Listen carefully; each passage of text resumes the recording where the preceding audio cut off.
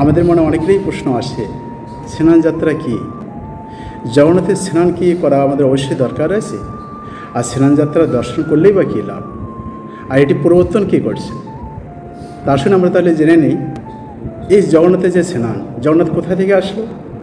ইন্দ্রদ্যুম্ন মহারাজ তিনি এটি প্রবর্তন করেন।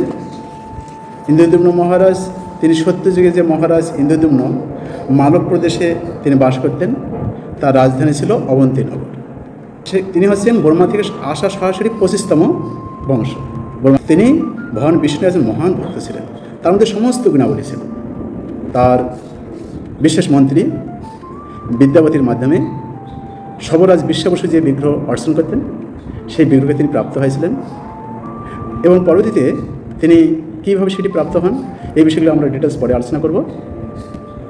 তা তিনি যখন নিয়ে আসেন, তো তিনি সেই নীলমাধব তখন তিনি আদিষ্ট করলেন যে আমি সরাসরি সেখানে যাব না, আমি সেখানে দারুবর্ম রূপে অবস্থান করব।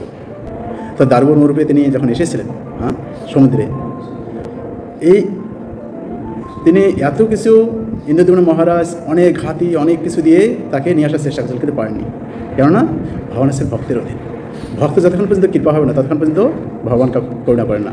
তাই যখন সবরাজ তাকে স্পর্শ করলেন, তারপর সেটি আসলো। যাই হোক, তিনি পরবর্তীতে এই জগন্নাথ বিগ্রহ, জগন্নাথ বলদেব সুভদ্রা মহারানীর বিগ্রহ তৈরি করতে বিশেষ একজন ব্যক্তি আসেন, অর্থাৎ স্বয়ং বিশ্বকর্মাজি তিনি এই মন্দির বা বিগ্রহ এই তৈরি করছেন। তো অত্যন্ত বৃদ্ধ একজন ব্যক্তি আসেন, এসে বলেন ঠিক আছে আমি তৈরি করব। তো তার হাত পা কাঁপছে, বেশি করতে পারছেন না। পরবর্তীতে সম্মত হলেন তারা, কিন্তু একটা চুক্তি দিলেন যে আমি যখন ভেতরে ঢুকবো আপনার কেউ কারো দরজা খোলা যাবে না, ঠিক আছে? তো সেই গুন্ডিচা মায়ের মতো স্বাভাবিক হয়ে কোমল হয়।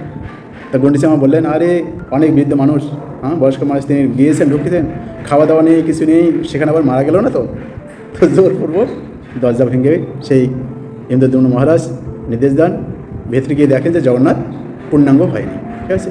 তার মানে অনেক দুঃখ আসলো।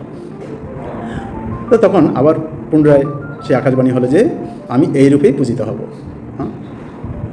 তো তারপরে তখন ইন্দ্রদ্যুম্ন মহারাজ অত্যন্ত সুন্দরভাবে আড়ম্বরপূর্ণভাবে স্নানযাত্রা মহোৎসব শুরু করেন। অর্থাৎ বিগ্রহ তৈরি হয়ে গেছে, তাকে স্নান করাবেন। তাহলে প্রথম কে এই স্নানযাত্রা মহোৎসব শুরু করেন? মহারাজ ইন্দ্রদ্যুম্ন। এই জ্যৈষ্ঠ মাসে হয়েছে। এখানে বলা হয়েছে শাস্ত্রে, স্কন্দপুরাণ এর অনেক অনেক মাহাত্ম্য রয়েছে। যে কেউ যদি, এখানে বলা হয়েছে না তো পরতম কর্ম হেনায়া সেন লোচনম জ্যৈষ্ঠ জন্মদিনে স্নানম হরে যদ অবলোকিতম। এই জ্যৈষ্ঠ মাসের এই স্নান পূর্ণিমা যে রয়েছে, স্নানযাত্রা দিন, এই দিন যে একবার এই জগন্নাথকে দর্শন করবে, স্নানযাত্রা কেউ যদি দর্শন করে, আর কী হবে, মানে সমস্ত রকম তার পাপ নষ্ট হয়ে যাবে। বিশেষ করে এই স্নানযাত্রার দর্শনে যদি কেউ দর্শন করে, তাহলে কী হবে, তার মুক্তি লাভ হবে, তিনি মুক্তিপ্রাপ্ত হবেন। এবং ভক্তি সহকারে কেউ যদি শুধু প্রাণ ভরে দর্শন করে স্নানযাত্রা মহোৎসব, তার সমস্ত রকম সংসার বন্ধন থেকে সে মুক্তি পাবে। সংসার বন্ধন আমরা আদিদৈবিক, আদিভৌতিক, আধ্যাত্মিক বিভিন্ন ক্লেশ পাই, এগুলো তারা থাকবে না। এবং কি একবার যদি কেউ স্নানযাত্রা দর্শন করে, তাহলে কী হবে, জৈমিনী ঋষি এই স্কন্দ পুরাণে তিনি তুলে ধরছেন, জৈমিনী মুনি আমরা জানি। তো তিনি বলছেন যে পুরুষোত্তম ক্ষেত্রে স্নানযাত্রার দর্শনে তীর্থসমুখে স্নান করে যে ফল হয়, তার শতগুণ ফল এই স্নানযাত্রার দর্শনে হয়ে থাকে। বলা হচ্ছে যে এতে কোনো সন্দেহ নেই, যদি কেউ এই জ্যৈষ্ঠ মাসের এই স্নানযাত্রা কেউ যদি দর্শন করে একবার, জগন্নাথের স্নানযাত্রা, বলছে এতে কোনো সন্দেহ নেই তার আর মাতৃগর্ভে বাস হবে না। অর্থাৎ তাকে আর এই 84 লক্ষ জনি যে রয়েছে, প্রজাতি মানব জাতি রয়েছে, এই গর্ভবাস তাকে আর আসতে হবে না। অর্থাৎ তিনি ভগবদ্ধাম প্রাপ্ত হবেন, যেখানে গেলে আর পুনরায় ফিরে আসতে হয় না। আর তার আজন্ম যত পাপ রয়েছে, সমস্ত কিছু পাপ ভস্মীভূত হয়ে যায়। ঠিক যেমন একটি মেসের কাঠি বা একটু আগুনের কিংবা একটু প্রদীপের আগুন, যেমন একটা ধূলিসাৎ বড় একটা পুঞ্জীভূত এই খড় কিংবা অন্য কিছু, সমস্ত কিছু কাঠ সমস্ত কিছু ধূলিসাৎ করে দিতে পারে। অনুরূপভাবে একবার কেউ যদি এই স্নানযাত্রা দর্শন করেন, তাহলে সমস্ত রকম পাপ ধূলিসাৎ হয়ে যাবে।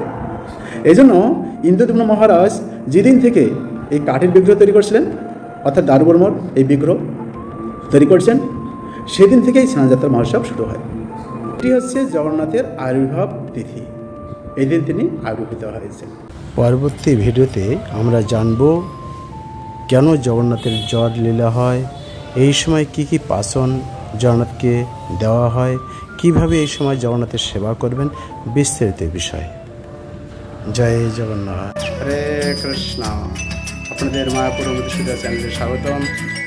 নিত্য নতুন আপডেট পেতে আপনারা আমাদের সাথে যুক্ত থাকুন এবং অন্যদেরকে আপনারা এটি শেয়ার করে অন্যদেরকে আপনারা নিত্য নতুন আপডেট পেতে সহযোগিতা করতে পারেন।